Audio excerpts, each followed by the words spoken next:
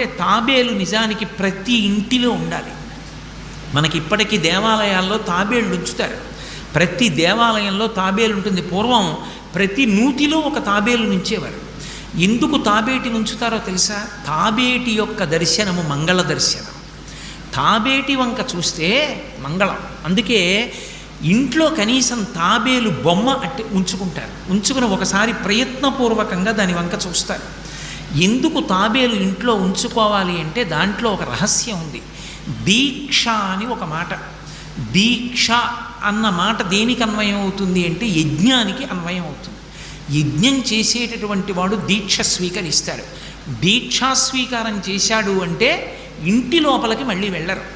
ఇక పూర్తయిన తర్వాతే ఇంట్లోకి వెడతారు. ఇల్లు విడిచిపెట్టి బయటికి వచ్చేసి దీక్షావస్త్రాలు కట్టుకుని మేళతాళాలతో యాగశాల ప్రవేశం చేస్తారు. ఇక ఎప్పుడు మళ్ళీ ఇంటికి వెళ్ళడం? ఆ యాగం